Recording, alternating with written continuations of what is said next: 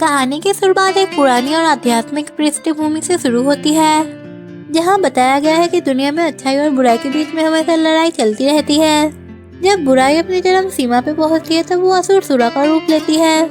इस अंधेरी शक्ति का मुकाबला करने के लिए बुरी संप्रदाय हजारों सालों से बस एक ही पर्सन का वेट कर रहे थे, जिसके पास दैवीय शक्ति है, जिसका शरीर प्योर यंग ऊर्जा से भरपूर हो और वो दुनिया को बुराई से बचा सके। संप्रदाय के गुरु बोलते हैं कि सूरासुर प्रकट हो गया है, अब देवता और असुर के बीच में जंग शुरू हो जाएगी।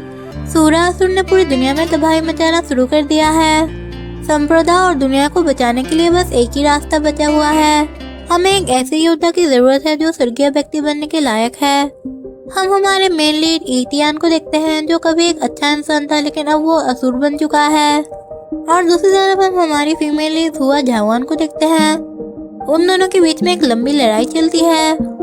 ईतियान कहता है कि मुझे पसंद नहीं है कि कोई मुझे सूरा कह के बुलाए। ये बोल के वो सबके ऊपर हमला करने लगता है। उसे देखने से ऐसा लगता है कि वो अंदर से टूट गया है और अपनी पर्सनल भावनाओं की वजह से वो लड़ रहा है। दूसरी तरफ हम हुआ झावान को देखते हैं। वो पिछले 5 सालों से ध्यान कर रही थी ताकि वो अपनी सोई हुई शक्तियों को जगा सके। जब वो जागती है तब वो अपने सामने तियांग को देखती है। वो दोनों आमने सामने थे, लेकिन जंग के मैदान में ये लड़ाई सिर्फ शारीरिक नहीं बल्कि आध्यात्मिक भी थी, जहाँ पे रोशनी और अंधेरा आपस में एक साथ टकरा जाते हैं। लड़ते लड़ते हुआन को ये एहसास होता है कि ईतियान असल में बुरा पर्सन नहीं है। वो तो पूरी तरह से बुरा भी नहीं था और न ही अच्छा था, बल्कि वो भी नियति की खेल में फंसा हुआ है। हुआन उसे हरा देती है, लेकिन वो अपनी जीत को नहीं मानती, क्योंकि ईतियान तो जानबूझ के उसके सामने हार गया। मरने से पहले वो हुआन के पास आता है और उसके कंधे में ही सर रख के वहीं पे मर जाता है। हुआन को तो कुछ भी समझ नहीं आ रहा था। वो अपने गुरु से इस बारे में पूछती है। उसका गुरु उससे कहता है, क्या तुम्हें कुछ भी याद नहीं है? वो एक लड़की के चक्कर में पूरी दुनिया को बर्बाद करने चला था। उसे अंदर ही अंदर बहुत बुरा लगता है। तभी उसका गुरु आके उससे कहते हैं, तुम्हें हेवनली लैडर के ऊपर चढ़ना पड़ेगा, तभी तुम हेवन में जा पाओगी। यहाँ पे एक रहस्यमय जेट पत्थर का नाम आता है, जो हेवन की चाबी है। हुआन को अपनी पिछली धुंधली यादें याद आने लगती है। उसे धुंधली यादें याद आने लगती है। जैसे ही वो सीढ़ी चढ़ने की कोशिश करती है, उसे एहसास होता है कि उसका और ईतियान का रिश्ता सदियों पुराना है। दिव्य नियम के उल्लंघन और अपने कर्मों की वजह से उनकी शक्तियों को सील कर लिया जाता है और उन्हें पुनर्जन्म के चक्र में भेज दिया जाता है। उनकी यादों को उनकी आत्माओं की गहराई में दबा दिया जाता है, जो फ्यूचर में किसी स्पेशल मोमेंट में जाग जाएगी। वो दोनों ही पुनर्जन्म ले लेते हैं और वो दोनों अब इंसान बन गए थे। दूसरी तरफ ईतियान भी एक नए रूप में सामने आता है। उसे एक राजकुमार प्रिंस के रूप में दिखाया गया है, लेकिन उसके जीवन में कांटे भरे पड़े हैं। उसे महल में काफी बुली किया जाता है और सब कोई उसे नीच और नाजायज कहते हैं। उसके छोटे भाई की जिंदगी खतरे में है, जिसका इस्तेमाल दुश्मन उसे कंट्रोल करने के लिए करते हैं। वो चुपचाप सारा अपमान सह लेता है, लेकिन उसके अंदर अभी भी उसका वो डरावना शक्ति छुपा हुआ है। लेकिन नियति तो इन दोनों को फिर से करीब लाने लगती है। हम झायुआन को देखते हैं, जो अब एक साधारण लड़की बन गई थी। वो अपनी बड़ी बहन रोंग यू के साथ रहती है। वो एक फिजिशियन है और वो जड़ी बूटी ढूंढ के दवाई बनाती है। वो काफी चुलबुली और मासूम है। उसे अपना पास्ट लाइफ के बारे में कुछ भी याद नहीं था। वो तो अब एक बेवकूफ लड़की बन गई थी, जो हमेशा गड़बड़ करती रहती है। उसे तो पता ही नहीं था कि वो हेवन में रहती थी। उसकी बहन रोंगी उसे कर्ज और घर की जिम्मेदारियों के लिए टोकती रहती है। हुआन के पास एक हेवनली फ्लावर है, जिसे वो बहुत कीमती मानती है। उसका मानना है अगर ये फूल मौजूद है तो हेवनली पर्सन भी मौजूद है। वो अभी भी आध्यात्मिक मार्ग में चलने की सपना देखती है, भले ही उसे अपनी असलियत याद न हो। एक तरफ हुआन है, जो अपनी गरीबी और साधारण लाइफ से तंग आ गई है, और दूसरी तरफ ईतियान है, उसका अपना भाई ही उसे मारना चाहता है। दोनों ही अपने अतीत से अनजान है, लेकिन उन दोनों के भाग्य के तार फिर से एक साथ जुड़ने वाले हैं। ये शुरुआत है एक ऐसी प्रेम कहानी की जो शायद 7 जन्मों तक चलने वाली है, जहाँ पे एक असुर और एक देवी जैसी लड़की को उन्हें अपनी खुद की पहचान की खोज करनी पड़ेगी। नेक्स्ट सीन में हम ईतियान को देखते हैं, जो बुरी तरह से घायल था। उसकी हालत इतनी खराब है कि उसकी बचने की उम्मीद बहुत कम दिखाई दे रही है। जहाँ पे हुआन को इस बारे में पता चलता है और वो एक बहुत सीरियस फैसला लेती है। उसके बाद जो कीमती हेवनली फ्लावर था जो बहुत ही दुर्लभ है, जिसे वो अपनी आध्यात्मिक साधना और भविष्य के लिए बचा के रखना चाहती थी। हालांकि एक जिंदगी बचाने के खातिर वो अपनी लाइफ की सबसे मूल्यवान संपत्ति का त्याग कर देती है। वो उस फूल का यूज तियान को ठीक करने के लिए करती है। तियान की चोटें बिल्कुल भी नॉर्मल नहीं थी। वो उसकी अंतरात्मा और आंतरिक ऊर्जा को नुकसान पहुंचा रही थी। दिव्य फूल की शक्ति से वो धीरे धीरे होश में आने लगता है, लेकिन उसे इस बात का जरा सा भी अंदाजा नहीं है हुआन ने उसकी जिंदगी बचाने के लिए कितनी बड़ी कुर्बानी दी है। ठीक होने के बाद ई तियान बाद में महल की राजनीतिक पे लौटता है। यहाँ पे राजा मतलब उसका पिता और उत्तराधिकार की लड़ाई मेन टॉपिक है। सभी राजकुमार राजा को खुश करने के लिए अलग अलग आध्यात्मिक गुरु के जुगाड़ के पीछे पड़े थे और कोई अमरता की गोली ढूंढने के पीछे पड़ा हुआ था। ई तियान का भाई उसे सावधान करते हुए कहता है, भाई तुम्हें भी इस दौर में हिस्सा लेना चाहिए। हालांकि ई तियान का नजरिया अलग है। वो बाहरी दिखावा या फिर अमरता के बातों के ऊपर विश्वास नहीं करता। उसका मानना है कि स्वर्गीय व्यक्ति और असुर की कहानियां बस लोक कथाएं हैं। ये सब असली दुनिया में नहीं होता। असलियत में तो बस कर्म और शक्ति मायने रखती है। वो जड़ी बूटियां और चिकित्सा के माध्यम से अपने पिता का इलाज ढूंढने की कोशिश करता है, ना कि जादुई टोटकों से। वो कहता है कि जादू टोना जैसा कुछ भी नहीं होता। वो कहता है जब महान गुरु तियांग टेंगलॉट भी राजा को ठीक नहीं कर पाए तो साधारण ढोंगी साधु क्या करेंगे। दूसरी तरफ हम हुयान को देखते हैं। वो तो काफी नाराज थी। जिसके मैंने जिंदगी बचाई वो तो मुझे बिना थैंक्स बोले ही चला गया। मैंने जो उसका इलाज किया कम से कम उसे उसका पैसा तो देना चाहिए था। वो अपने बहन के साथ कर्ज में डूबी हुई है। इसी बीच उसे पता चलता है कि जिस पर्सन की उसने जिंदगी बचाई थी उसका नाम ई तियान है और उसने उसका सारा कर्ज माफ कर दिया है क्योंकि वो एक राजकुमार है और उसकी सर्विस की कॉन्ट्रैक्ट को वो खरीद लिया है। अब हुआन को ई तियान के अंदर काम करना पड़ेगा। पहले तो इस बात को लेकर वो काफी चिढ़ जाती है, लेकिन फिर वो बाद में खुद को ग्रैंड मास्टर हुआ था कह के बुलाती है, ये जताने के लिए कि वो कोई साधारण दासी नहीं है। ई तियान उसे अपने महल में रहने का ऑफर देता है जहाँ पे उसे अच्छा खाना और लग्जरी लाइफ मिलेगी। हुआन को ये एहसास होता है कि महल के अंदर रहना उसके लिए आरामदायक हो सकता है और वो राजी हो जाती है। जब हुआन और उसकी बहन महल के अंदर आती है तब ई तियान का भाई उन दोनों को देखने के बाद उन दोनों के ऊपर डाउट करने लगता है। वो उन दोनों को धोखेबाज कहता है, लेकिन हुआन तो बड़े गर्व से कहती है कि मैंने ही तुम्हारे भाई तियान की जिंदगी बचाई है। ई तियान उन्हें मेहमान के रूप में रखता है और उनकी रहने की अच्छी व्यवस्था करता है। महल के आलीशान कमरों को देखने के बाद वो तो काफी खुश हो जाती है और वहाँ पे बहुत सारे लजीज खाना भी था। हालांकि वो अपने असल पहचान और अपनी शक्तियों को लेकर अभी भी उलझन में है। महल के अंदर में उसे अचानक एक बहुत स्ट्रॉन्ग एनर्जी की एहसास होती है। वो कोई आम एनर्जी नहीं था, वो एक स्पिरिचुअल एनर्जी था। ये एनर्जी किसी खतरे का संकेत दे रही है। उसे लगता है कि महल के अंदर कोई सीक्रेट पावर एक्टिव है। वो अपनी तांत्रिक ताबीजों का इस्तेमाल करते हुए सिचुएशन को ऑब्जर्व करने का फैसला करती है। वो जांच करने लगती है। बेचारी हुआन तो बस एक सिंपल सी लाइफ जीने की कोशिश कर रही थी, लेकिन उसके अंदर की शक्तियाँ और बाहरी दुश्मन उसे चैन से जीने नहीं देंगे। लेकिन दूसरी तरफ ई तियान तो इन सब बातों को नहीं मानता। हुआन तो मुसीबत में फंस गई थी। 6 नंबर का राजकुमार अभी घायल है और उसके पास हुआन थी। सबको लगता है कि हुआन ने ही उसे मारा है। तभी वहाँ पे ई तियान का छोटा भाई ईजुआन वहाँ पे पहुँचता है और हुआन के ऊपर हमला करने का आरोप लगाता है। वो सैनिकों को उसे गिरफ्तार करने का आदेश देता है। हुआन तो घबरा जाती है क्योंकि वो बेगुनाह थी, लेकिन उसकी बात कोई नहीं सुनता। तभी राजगुरु वहाँ पे आते हैं और सिचुएशन को हैंडल करते हैं। हुआन अपनी सफाई में कहती है कि उसने ई तियान को नुकसान नहीं पहुँचाया। राजगुरु उसकी सच्चाई जांचने के लिए एक ट्रूथ टेस्टिंग जाम का इस्तेमाल करते हैं। इस ताबीज की स्पेशलिटी ये है, अगर कोई इंसान सच बोलता है तो ये ताबीज गर्म हो जाती है।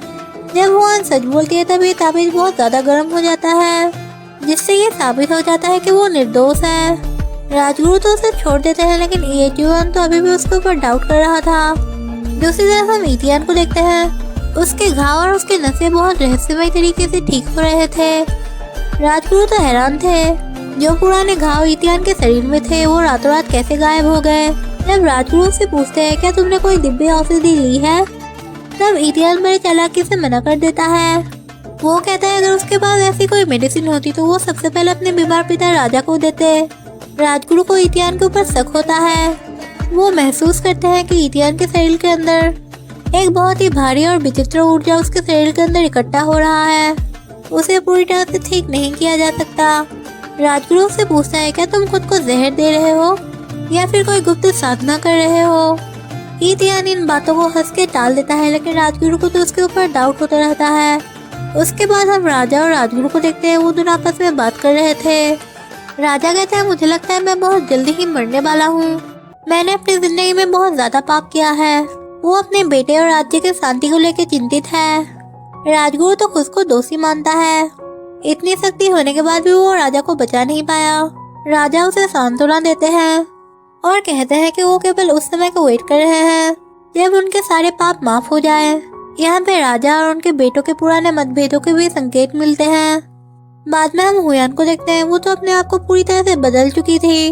वो अब एक नौकरानी से एक महारानी लग रही थी। वो अब काफी सुंदर और दिखने में काफी कॉन्फिडेंट लग रही थी। वो रात के समय इतियान के पास जाके वो उसे समझाने की कोशिश करती है कि उसने उसके ऊपर हमला नहीं किया था। इतियान उसकी बात को बीच में ही काट देता है और कहता है, मुझे तुम्हारे ऊपर भरोसा है क्योंकि तुमने मेरी जान बचाई थी। हुआन तो हैरान हो जाती है कि कैसे इतियान उसके ऊपर इतनी जल्दी से भरोसा कर लेता है। वो पूछती है, तुम इतनी जल्दी ठीक कैसे हो गए?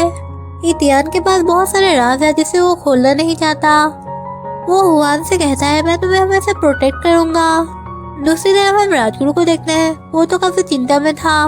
उसके दिमाग में अजीब अजीब से सवाल आ रहे थे। वो सोचते हैं कि इतियान असल में क्या प्लान बना रहा है। एक मामूली जड़ी बूटी ढूंढने वाली लड़की जिसकी शक्ति उससे भी ज्यादा लग रही है, उसे तो काफी जलन होने लगती है। और फिर वो याद करता है कि कैसे इतियान अपने आप ही ठीक हो जाता है। वो कहता है, लगता है अब कोई बहुत बड़ा तूफान आने वाला है। इतियान के शरीर के अंदर असुरी ऊर्जा और झायुआन का दिव्य ऊर्जा, वो उन दोनों को ही फील कर पा रहा था, लेकिन उसे कुछ समझ नहीं आता। नेक्स्ट सीन में हम इतियान और हुआन को देखते हैं। वो दोनों एक साथ बैठ के खाना खा रहे थे। उन दोनों को एक दूसरे का कंपनी बहुत अच्छा लग रहा था। हुआन अपने पुराने दिनों की कहानी सुनाने लगती है, जब वो पहाड़ों पे रहा करती थी, जहाँ पे वो सिर्फ फल खाती थी और झरने का पानी पीती थी। वो बताती है कि उसने कितनी मुश्किलों से हेवनली फ्लावर को ढूंढा था। इतियान उसके इस एहसान को कभी ना भूलने का वादा करता है। हुआन भी साफ कह देती है कि वो महल में सिर्फ मुफ्त का खाना खाने के लिए नहीं आई है, बल्कि वो राजा को ठीक करने की पूरी कोशिश करेगी।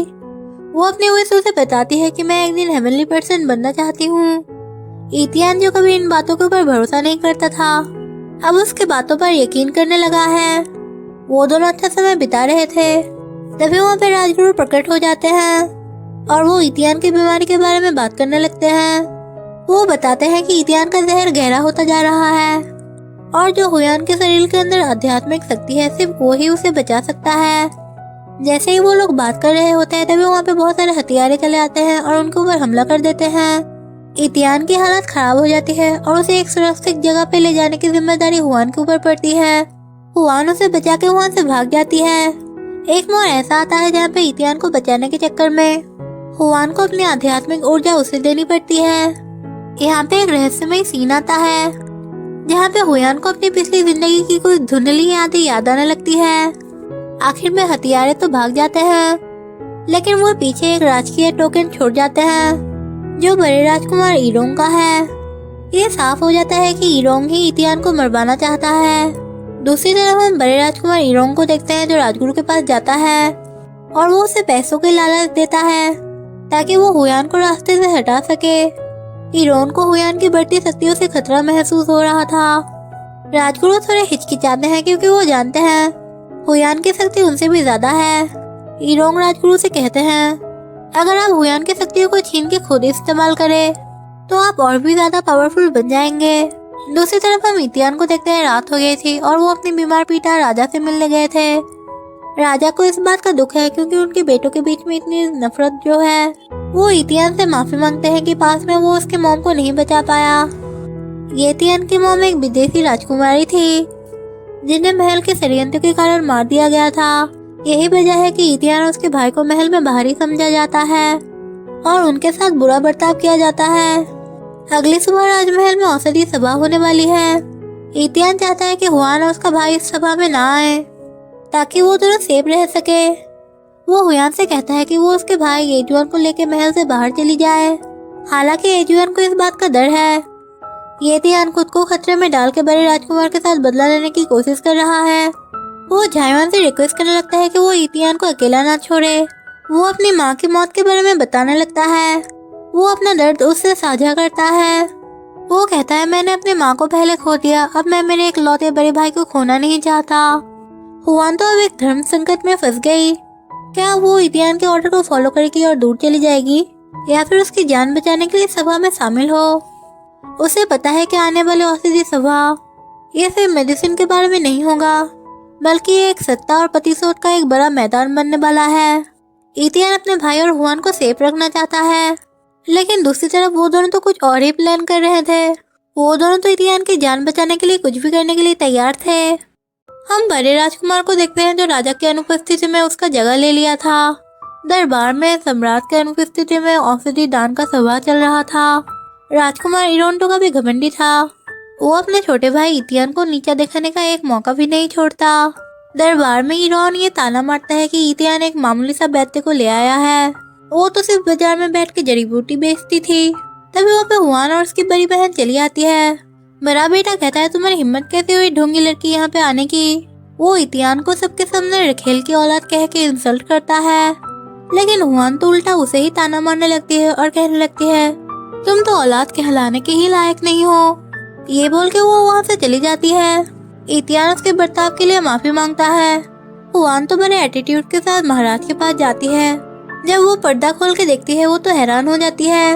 वो देखती है कि सम्राट की हालत काफी खराब थी। सब कोई हुआन को ही दोषी मानने लगते हैं। हुआन खुद को बेगुनाह साबित करने की कोशिश करती है। वो कहती है, सम्राट जो मेडिसिन ले रहे थे, वो मेडिसिन धीरे धीरे उनके शरीर में जहर का काम कर रहा था। इसी हंगामे का फायदा उठाते हुए इरोन इतियान के ऊपर ये आरोप लगाने लगता है कि इतियान और उसके दोस्तों ने मिलकर सम्राट को मारने की साजिश रची थी। इतियान कहने लगता है ये सब झूठ है। महल में तो पूरा अफरा तफरी का माहौल बन गया था। इतियान को तो कभी गुस्सा आ रहा था, लेकिन हुआन मुझसे कहती है, क्या तुम्हें मेरे ऊपर भरोसा नहीं है? मैं सच बोल रही हूँ। इतियान अपने भाई को डांटता है और कहता है, तुम दोनों यहाँ पे क्यों आए? इरोन तुरंत अपने सैनिकों को ये आदेश देता है कि इतियान और उसके बाकी सभी साथियों को बंदी बना लिया जाए। लेकिन इतियान जो पहले से इस खतरे को भाप चुका था, वो एक चाल चलता है और कहता है, सम्राट ने मरने से पहले उसे एक सीक्रेट डिग्री दिया था, जिसमें राज्य के महत्वपूर्ण सैनिकों का ठिकाना, खाना और वो उसे राजनीतिक के हाई कनेक्शन के बारे में भी बता देता है। इतियान अपने बड़े भाई को एक प्रस्ताव देता है, अगर वो हुआन और उसके छोटे भाई को जाने दे तो वो खुद को सरेंडर कर देगा और उस सीक्रेट फरमान के बारे में उसे बता देगा। सत्ता की लालच में बड़ा भाई मान जाता है। वो राजगुरु को ये आदेश देता है कि वो हुआन को सुरक्षित बाहर ले जाए और उसके छोटे भाई को छोड़ दे। लेकिन असल में इरोंग का इरादा तो कुछ और ही था। जब हुआन और उसका छोटा भाई एक सेफ प्लेस पे जाते हैं, हुआन तो इतियान की काफी चिंता कर रही थी। तभी इतियान का छोटा भाई इतियान का घर की तलाशी लेने लगता है। ढूंढते ढूंढते उसे इतियान द्वारा लिखा गया एक सीक्रेट लेटर मिलता है। इस लेटर को पढ़ने के बाद सालों से दबा हुआ कड़वा सच का राज सामने आता है। इतियान ये खुलासा करता है कि उनकी माँ किसी एक्सीडेंट की वजह से नहीं मरी थी, बल्कि सम्राट ने ही उन्हें मंत्रियों के दबाव में आके मरने के लिए मजबूर किया था। इतियान इतने सालों से सब कुछ इसलिए सह रहा था क्योंकि वो मन ही मन बदला लेने का प्लान बना रहा था। उसने जानबूझ के सम्राट के मेडिसिन में ऐसा जहर मिलाया था जिसका पता लगाना नामुमकिन था। वो जानता था कि वो इस महल से जिंदा वापस नहीं लौट पाएगा। तभी वहाँ पे राजगुरु चले आते हैं। उनके मन में तो कुछ और ही चल रहा था। वो हुआन से कहता है, मैं महाराज इरोन के पक्ष में नहीं हूँ, बल्कि वो असुर सुरा के जन्म की तलाश कर रहा है। उसे डाउट है कि इतियान ही वो असुर है, क्योंकि उसकी जिंदगी नफरत और तकलीफों से भरी पड़ी है। लेकिन सबसे बड़ा खुलासा तो तब होता है। राजगुरु बताते हैं कि हुआन के शरीर के अंदर देवी की पावर है। उसका शरीर पूरा स्वर्गीय ऊर्जा का भंडार है। उसकी आध्यात्मिक ऊर्जा राजगुरु की पावर से भी कहीं ज्यादा है। हालांकि हुआन को अपने पास्ट लाइफ के बारे में कुछ भी याद नहीं है और न ही उसे अपनी शक्तियों के बारे में पता है। वो कहती है, मैंने ये सब अपनी मेहनत से सीखा है। राजगुरु कहते हैं, तुम अपनी याददाश्त खो चुकी हो। दूसरी तरफ हम इरोंग को देखते हैं। वो तो अपनी जीत की जश्न मना रहा था। वो सम्राट का एक जाली फरमान तैयार कर चुका है ताकि वो सिंहासन पर बैठ सके। वो इतियान को चिढ़ाते हुए कहता है, उसने राजगुरु को लालच दिया है ताकि वो हुआन की सारी ऊर्जा चुरा के खुद अमर बन सके। वो कहता है, अब तक तो तुम्हारा भाई और गर्लफ्रेंड दोनों ही मर चुके होंगे। इथियान की यह हालत देखने के बाद इरोन तो जोर जोर से हंसने लगता है। इथियान बेचारा बेबसी के मारे सिर्फ जोर जोर से चिल्लाया जा रहा था और उसके अंदर का असुर जाग जाता है। वो सीधा अपने बड़े भाई को मार देता है। महल के अंदर की हवा भारी हो गई है। पूरा महल खून की महक से भर चुका था। राजगुरु को जिस बात का डर था वही हुआ। इथियान का शरीर का भीतर का असुर सुरा पूरी तरह से जाग चुका है। हुआन तो काफी डर जाती है और वो दौड़ के इथियान के पास जाती है। वो उसके फेस को टच करती है, लेकिन इथियान तो उसका गला पकड़ लेता है। उसकी आंखों में तो वो मासूमियत नहीं है बल्कि विनाश की आग है। वो अब इंसान नहीं बल्कि एक डीमन बन चुका है जिसके पास इंसानों की तरह इमोशंस नहीं है। हुआन उसे बार बार अपने बारे में याद दिलाने की कोशिश करती है, लेकिन उसकी आंखों में तो सिर्फ नफरत भरी पड़ी थी। हुआन को एहसास होता है कि उसकी यादें अधूरी है, इसलिए वो उसे डायरेक्ट किस कर लेती है, क्योंकि उसकी नफरत को शांत करने का बस एक ही रास्ता था, उन यादों को पूरा करना। लेकिन इथियान के चारों तरफ बस काली ऊर्जा का साया था। हुआन को एक गहरा सदमा लगता है। वो देखती है कि जिस दिव्य फूल को वो इथियान की जान बचाने के लिए यूज की थी, वो देखती है कि वो पवित्र फूल अब नर्क के फूल में तब्दील हो गई है, जिसे देखने के बाद हुआन को बहुत गुस्सा आता है और वो अपने असली अवतार में चली आती है। हुआन को ये समझ आता है कि इथियान का नफरत इतना गहरी है, इसे केवल खुद इथियान के अलावा कोई शांत नहीं कर पाएगा। वो राजगुरु से ये विनती करती है कि वो इस काली ऊर्जा को पूरे शहर में फैलने से रोके, क्योंकि अगर ये ऊर्जा राज्य में फैल गई तो सारे लोग पागल हो जाएंगे और खुद को ही खत्म कर देंगे। हम राजगुरु को देखते हैं जो अब तक शक्ति और अमरता के पीछे भाग रहा था। हुआन की पावर देखने के बाद हुआन के सामने सिलेंडर हो जाता है। वो उससे पूछता है कि एक सेलेस्टियल बीम कैसे बना जा सकता है। हुआन उसे एक इम्पोर्टेंट लेसन सिखाती है। जरूरी नहीं है कि हर कोई दिव्य बने। वो ये भविष्यवाणी करती है कि राजगुरु भविष्य में एक महान संप्रदाय का निर्माण करेंगे और धर्म के मार्ग पे चलेंगे। ये सुनने के बाद तो राष्ट्रगुरु पूरी तरह से चेंज हो जाते हैं और वो अपनी सारी शक्ति शहर की रक्षा में लगा देता है। उसके बाद हुआन इथियान के पास जाती है। वो दोनों ही एक सुनसान जगह पर आमने सामने होते हैं। इथियान को अब सब समझ में आ गया था। वो कहता है तुम मेरे पास इसलिए आए हो क्योंकि अब मैं एक भयानक राक्षस बनने वाला हूँ जो हजारों सालों तक विनाश फैलाएगा। इथियान का दर्द तो बहुत गहरा था। हुआन उसे रोकने की कोशिश करती है। वो कहता है कि ये उसका पर्सनल नफरत नहीं है, इस दुनिया का हर एक इंसान का दुख और गुस्सा उसके अंदर समा गया है। वो कहता है मैंने अपनी काली ऊर्जा को हवा और पानी में घोल दिया है। शहर का हर एक पर्सन अब मौत की ओर बढ़ेगा। हुआन से इथियान एक बहुत कड़ा सवाल पूछता है, अगर तुम्हें पहले से ही पता होता कि मुझे बचाने के बाद दुनिया का विनाश होगा तो क्या तुम फिर भी मुझे बचाती? इथियान हुआन के पास एक असंभव विकल्प देता है। वो कहता है तुम्हारे पास बस दो रास्ते हैं, या तो तुम मुझे महल ले जाओ और मेरी जान बचाने के लिए कोई मेडिसिन ढूंढो, या फिर पूरी दुनिया को बचाने के लिए तुम मुझे अपने हाथों से मार दो। वो उसे बताता है अगर वो मर भी गया तो असुर का पुनर्जन्म दोबारा होगा और समय के इस चक्र में वो दोनों ही हमेशा बंधे रहेंगे। हुआन के लिए तो ये सबसे बड़ी परीक्षा है। वो उस पर्सन को कैसे मार सकती है जिससे वो प्यार करती है, और वो उस दुनिया को कैसे तबाह होने दे सकती है जिसकी वो रक्षा करती है। उसकी जिंदगी ने तो उसे दो राहों पे लाके खड़ा कर दिया। जिससे वो प्यार करती है वो उसे मार नहीं सकती और उसे बचाने के लिए वो दुनिया को भी नहीं छोड़ सकती। इथियान कहता है मेरा नफरत ही मुझे इस दुनिया का अंत तक ले आया है। तुम अब क्या करोगी? क्या तुम अपने प्यार को चुनोगी या फिर अपनी जिम्मेदारी को? इथियान कहता है अब मैं पूरी तरह से असुर बनने वाला हूँ। अब चुनने का वक्त आ गया है। तुम्हारा फैसला क्या है? क्या तुम मुझे मारोगी या फिर मुझे बचाने के लिए मुझे महल ले जाओगी? हुआन की आंखों में आंसू है, लेकिन उसकी आवाज में एक अजीब सी शांति है। वो कहती है मैं तुम्हारे दुखों को महसूस कर सकती हूँ, लेकिन सच तो ये है कि पूरी दुनिया के दुख एक ही पर्सन को नहीं सहना चाहिए। वो उससे वादा करती है अगर उसे दोबारा मौका मिले तो वो उसकी लाइफ में दोबारा आएगी और उसे सभी मुश्किलों से दूर रखेगी।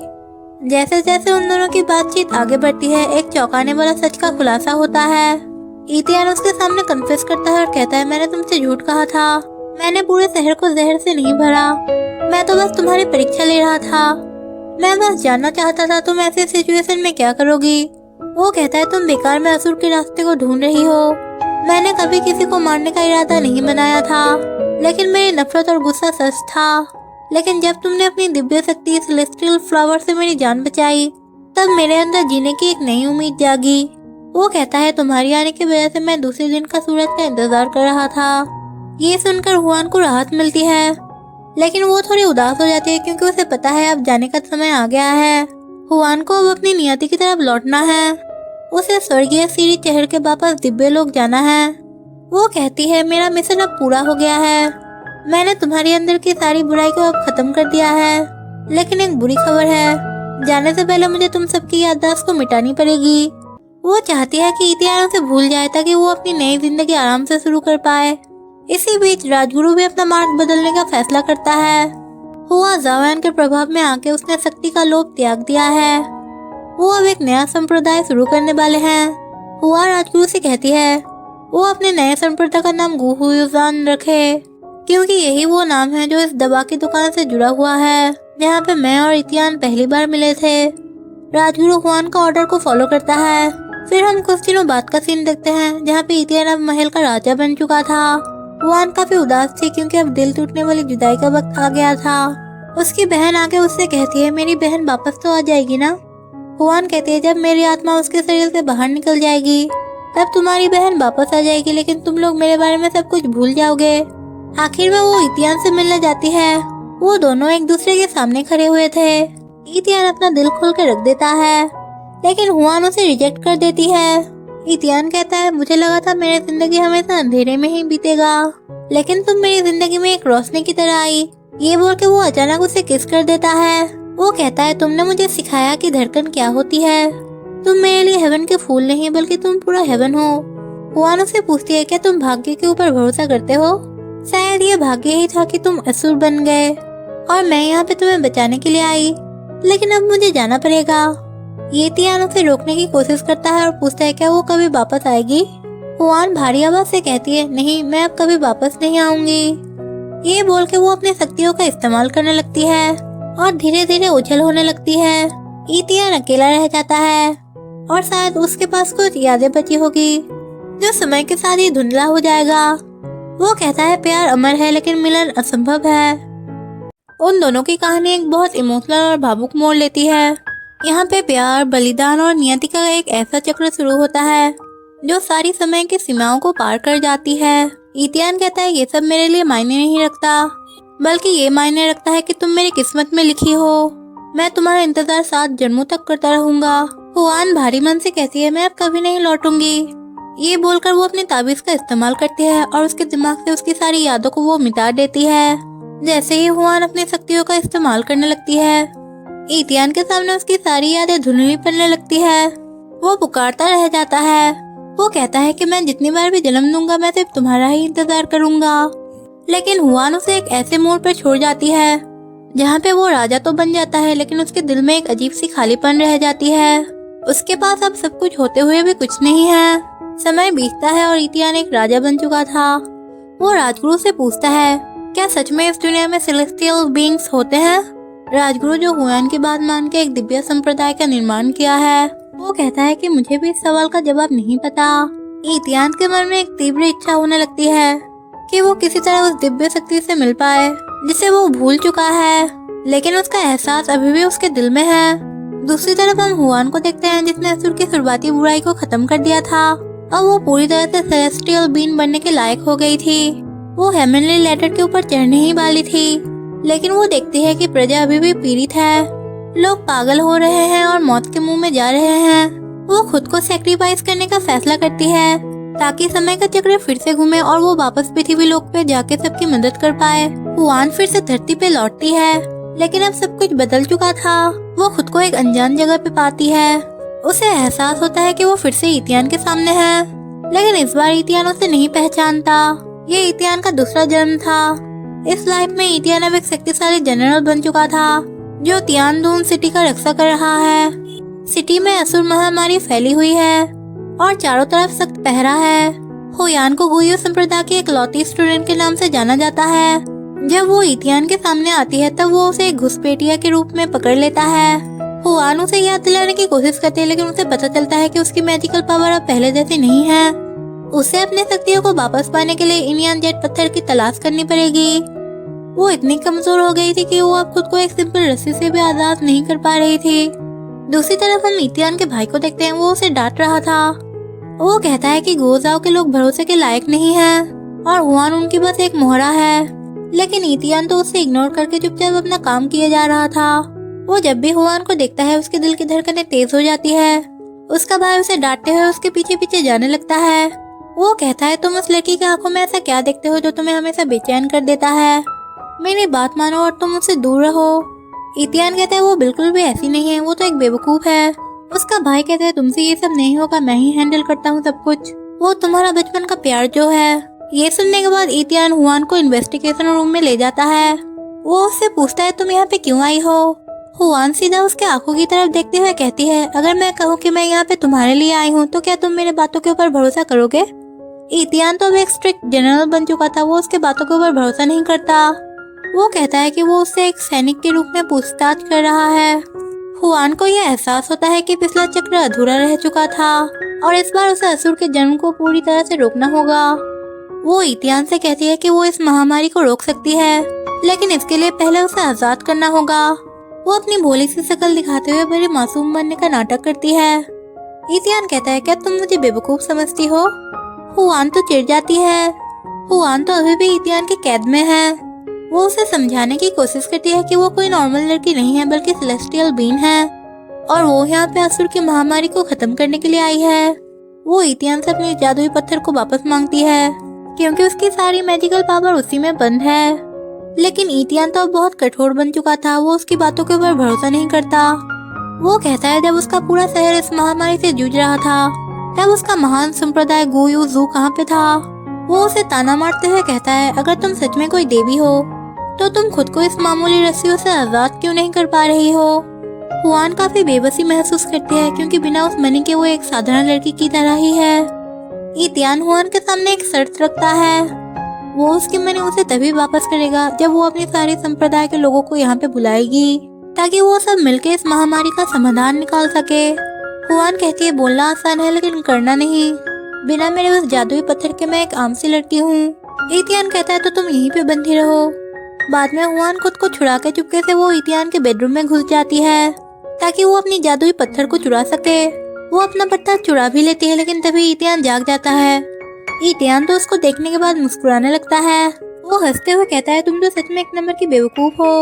वो कहता है जिस पत्थर को तुमने चुराया है वो तो नकली है। वो उसे चिढ़ाता है और कहता है तुम अभी पहले की तरह नादान हो। तभी हुआन देखती है कि इतियान के भाई के हाथ में वो असली पत्थर है। वो भी उसका मजाक उड़ाने लगता है। हुआन काफी गुस्से में आके उन दोनों को डांटने लगती है। तब इतियान उसे चेतावनी देता है। वो कहता है कि वो उसे कल खुद शहर के बाहर छोड़ के आएगा। उसका भाई कहता है आइंदा से तुम हमारे पास बिल्कुल भी मत आना।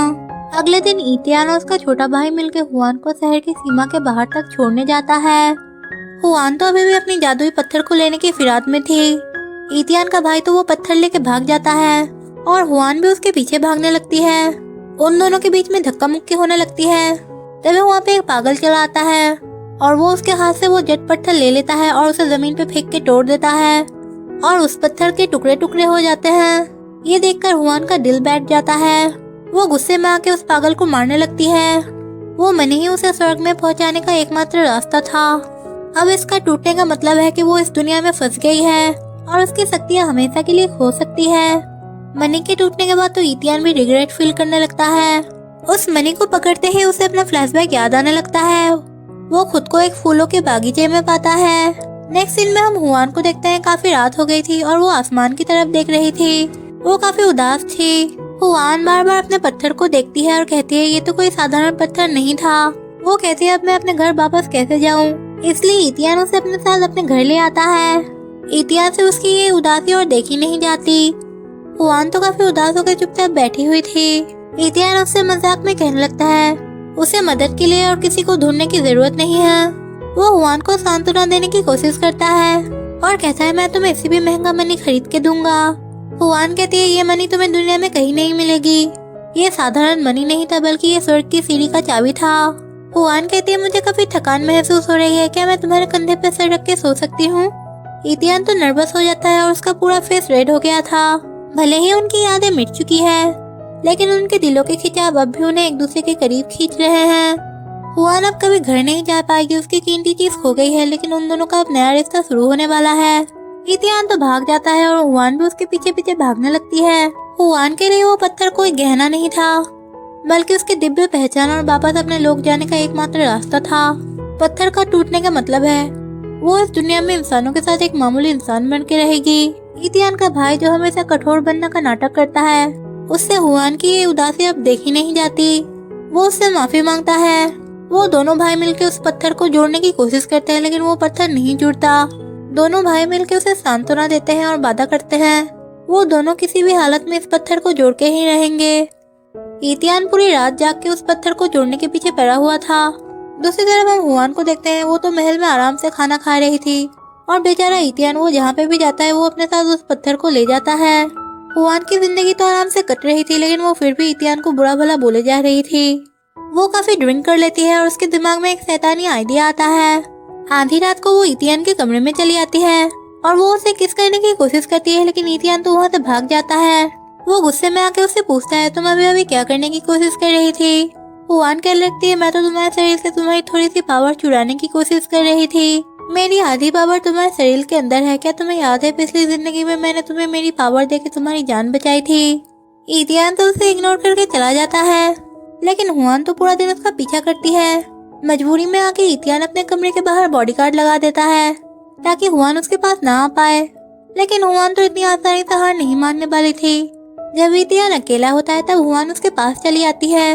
इतियान उससे पूछता है क्या तुम मेरे ऊपर कोई काला जादू करने की कोशिश कर रही हो ताकि तुम मुझे गुमराह कर सको। हुआन तो उससे झूठ बोल देती है और कहती है जैसे जैसे दिन बीत रहे हैं मुझे तुमसे प्यार होने लगा है। वो कहती है मैं तो पहले अपने शक्तियों को लेकर वापस भागना चाहती थी, अब तुम्हारे साथ बिताए हर एक पल को मैं संजोने लगी हूँ। वो तो उसके साथ फ्लर्टिंग किए जा रही थी। वो कहती है इस गधे को पटाने का बस एक ही मौका है, इस मौके को मैं मेरे हाथ से नहीं जाने दे सकती। वो कहती है मुझे बार बार मेरी पुरानी यादों में तुम्हारी ही धुंधली झलक मिलती है, तुम्हारा चेहरा बिल्कुल भी नहीं बदला। इतियान तो वहाँ से जाने लगता है, तभी वहाँ पे हुआन उसे पकड़ के किस कर लेती है। वो कहती है अब से मैं तुम्हारे साथ ही रहूंगी, तुम्हारे लिए खाना बनाऊंगी और खुद अपने हाथों से तुम्हें खाना भी खिलाऊंगी। ये बोल के वो उसे फिर से उसके होठों पे किस करने लगती है। इतियान के दिल की धड़कनें तो तेज हो गई थी। वो उसे अपने से दूर ढकेल देता है। वो कहता है तुम्हारी इस मीठी मीठी बातों से मेरा पत्थर का दिल नहीं पिघलने वाला, तुम सच में बहुत बेशरम हो। हुआन कहती है अब मुझे ये एहसास हुआ समय का चक्र चाहे कितनी बार भी क्यों न घूमे, मेरा और तुम्हारा रिश्ता कभी भी नहीं बदलेगा। हुआन इतियान को टीस करते हुए बोलती है मैं तुम्हारा साथ कभी नहीं छोड़ूंगी, चाहे इसके लिए मुझे पूरी दुनिया के खिलाफ ही क्यों न खड़ा होना पड़े। इतियान तो मन ही मन मुस्कुराता है और कहता है लगता है मुझे तुम्हें रस्सियों से बांध के ही रखना पड़ेगा, आज से तुम मुझसे दूर रहोगी। ये बोल के वो चला जाता है। इतियान को किस करने के बाद हुआन को ये एहसास होता है उसकी जादुई शक्ति वापस से काम करने लगी है। उसे समझ आता है कि उसे अपनी पूरी शक्तियाँ और पूरी यादों को वापस लाने के लिए उसे इतियान के करीब जाना ही होगा। हालांकि उसकी ये हरकतों की वजह से इतियान तो उसके ऊपर बहुत नाराज है। वो दरवाजे के बाहर से झावान को जोर जोर से पुकारने लगती है। एक सैनिक उससे कहता है कि मास्टर झावान ने ये सख्त आदेश दिया है हुआन को उसके कमरे के आसपास भी भटकने ना दिया जाए। पहरेदार हुआन से ये कहता है कि सेनापति आज इतना गुस्से में है कि अगर एक मक्खी भी अंदर गई तो सबको सजा मिलेगी, लेकिन युआन तो हार नहीं मानती। वो इतियान के भाई एजुआन के पास जाती है। वो एजुआन से इतियान के पास्ट लाइफ के बारे में पूछती है। एजुआन कहता है बचपन में तुम काफी चिपकू थी और हम दोनों के आगे पीछे घूमती रहती थी, हम तीनों तियानदो शहर में एक साथ बड़े हुए थे। एजुआन हुआन के ऊपर यह आरोप लगाता है कि उसने पहले इतियान को बहुत तकलीफ पहुंचाई थी। वो उससे कहता है कि हुआन इतियान को छोड़ के गुही संप्रदाय पे चली गई थी, अब तुम वापस आके उसे फिर से परेशान कर रही हो। हुआन उससे कहती है अगर मुझे पता चल जाए कि मैंने क्या गलती की थी तो मैं इतियान से माफी मांग लूंगी। इतियान से मिलने के लिए हुआन एक जोखिम भरा कदम उठाती है। वो कहती है कि वो असुर महामारी से संक्रमित हो चुकी है। ये सुनने के बाद इतियान घबरा के बाहर आता है। हुआन उसे सच बताती है कि वो संक्रमित नहीं है, लेकिन वो उससे माफी मांगना चाहती है। ये सुनने के बाद तो इतियान काफी नाराज हो जाता है। हुआन इमोशनल होकर कन्फेस करती है। वो बताती है कि जब से उसकी आंखें खुली है उसे कुछ भी याद नहीं है। उसे न ही गुयू संप्रदाय का रास्ता मालूम है और न ही उसका अतीत। मुझे बस ये पता है कि मैं इस पूरी दुनिया में सिर्फ तुम्हें जानती हूँ, मैं यहाँ पे बस तुम्हारे लिए आई हूँ। वो इतियान को बताती है कि उसे अपनी याददाश्त वापस लाने के लिए उसको टच करना पड़ेगा। जब जब मैं तुम्हें टच करती हूँ मेरी पावर वापस आने लगती है।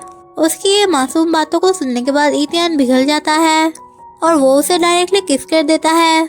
हुआन बेहोश हो जाती है। जब उसकी आँख खुलती है वो खुद को फूलों के बागीचे में पाती है। वो पूरा बगीचा डीमन फ्लावर से भरा पड़ा था। वो डर जाती है और वापस चली आती है। उसे इतियान के ऊपर तरस आता है। तभी इतियान को पता चलता है कि उसका भाई लोगों का इलाज करने के लिए गांव से बाहर गया है। सैनिक आके कहते हैं सेनापति एक बहुत बड़ी मुसीबत आ गई है। वो दोनों दौड़ के इजुआन के पास आते हैं और देखते हैं इजुआन भी संक्रमित हो चुका था। उसकी हालत बिगड़ने लगती है। इतियान अपने भाई को बचाने के लिए उसके असुर ऊर्जा को अपने भीतर सोखने की कोशिश करता है, लेकिन हुआन उसे रोक लेती है और कहती है तुम्हारे शरीर के अंदर असुरी ऊर्जा हद से ज्यादा बढ़ चुकी है। तभी उसका भाई बेकाबू हो जाता है और लोगों के ऊपर हमला करने लगता है। तभी हुआन जाके इतियान को किस कर लेती है, जिसकी वजह से उसका पूरा शरीर चमकने लगता है और वो अपनी मेडिकल पावर की मदद से उसके भाई को ठीक कर देती है। वो कहती है तुमने मुझसे झूठ कहा था इतियान, तुम किसी को ठीक नहीं कर रहे थे बल्कि हजारों लोगों की ऊर्जा को अपने शरीर के अंदर दबा के रख रहे थे। वो उसे वार्निंग देती है और कहती है तुमने अगर दूसरी बार किसी की एनर्जी को सोखने की कोशिश की तो तुम पूरी तरह से असुर बन जाओगे और पूरे शहर को तबाह कर दोगे। वो इतियान को समझाती है कि तुम्हारे अंदर तो दिव्य फ्लावर की शक्ति है, वो ही तुम्हें असुर बनने से रोक रही है। इतियान को यह एहसास होता है कि हुआन उसके पीछे सिर्फ अपनी शक्तियों को पाने के लिए नहीं पड़ी है, बल्कि वो उसको और उसके भाई को प्रोटेक्ट कर रही है। हुआन इतियान को एक ऐसा कड़वा सच बताती है जिसको सुनने के बाद इतियान और उसका भाई वो दोनों ही हैरान हो जाते हैं। वो इतियान को बताती है कि तुम्हारे शरीर के अंदर कभी भी असुरी महामारी को खत्म करने का शक्ति नहीं था, तुमने बस लोगों की नफरत और तकलीफ को अपने शरीर के अंदर सोख लिया था और जिसकी वजह से नफरत के फूल तुम्हारे शरीर के अंदर पनप रहे थे। इतियान कहता है शायद मैं ही वो असुर सुरा हूँ जिसकी भविष्यवाणी किया गया था, अगर ऐसा नहीं होता तो वो फूल मेरे अंदर कैसे आता। इतियान खुद को बदलने के लिए हुआन से मदद मांगता है। हुआन ये तय करती है कि उसे इतियान की यादों के सागर में जाना पड़ेगा ताकि वो उस असली जड़ को ढूंढ सके जिससे असुर पैदा हो रहा है। वो उसको टच करती है और वो उसकी यादों में पहुंच जाती है। वो कहती है कि इतियान ने अपनी इस लाइफ में सबकी मदद की है, फिर भी वो असुर ऊर्जा से मुक्त क्यों नहीं हो पा रहा है। उसके चारों तरफ बस नफरत के फूलों का सागर था।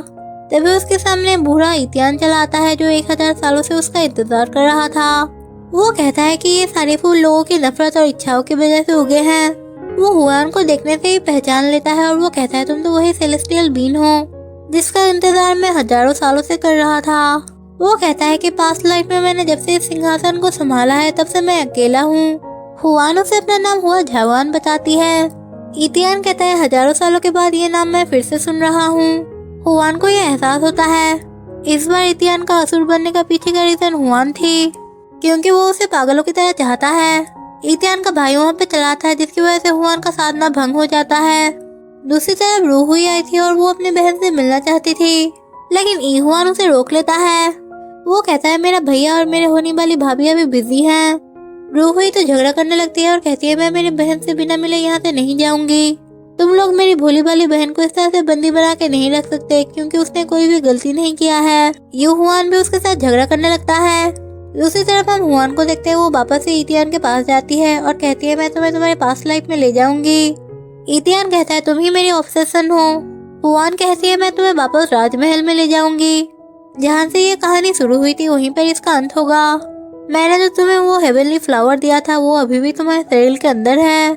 इतियान उसे वो फूल वापस करना चाहता है लेकिन हुआन उसे लेने से मना कर देती है। हुआन कहती है अगर ये फ्लावर मैं वापस ले लूंगी तो तुम मर जाओगे और फिर तुम वापस से जिंदा हो जाओगे। इतियान कहते हैं मुझसे अब ये सब बर्दाश्त नहीं हो रहा है, मैं मरना चाहता हूँ। तुम्हारे बिना एक एक दिन 1 करोड़ साल जैसा लगता है, मैं अब और नहीं सह सकता। ये बोलने के साथ ही इतियान जाग जाता है। वो दोनों एक साथ बात कर रहे थे तभी वहाँ पे यूहुआन चला आता है और कहता है भाभी आपकी बहन अब से मिलने के लिए आई है। इतियान कहते हैं मुझे तुम 1000 साल पीछे ले चलो। हुआन से 1000 साल पीछे ले आती है। इतियान को तो इस बात का डर था कि दरबार के लोग उसे नहीं पहचानेंगे, लेकिन हुआन अपनी जादुई शक्ति का इस्तेमाल करते हुए महल के सभी लोगों को सुला देती है। वो दोनों उस जगह पे पहुंचते हैं जहाँ पे 1000 साल पहले सब कुछ शुरू हुआ था। इतियान को धुंधली यादें आने लगती है। हुआन सोचती है अगर कहानी के अंत में उसे इतियान को नुकसान पहुंचाना होगा तब वो क्या करेगी। उसे डर है कि वो दोनों सच्चाई का सामना नहीं कर पाएंगे। इसके साथ ही पार्ट 1 यहीं पे खत्म होता है। Thank you for watching.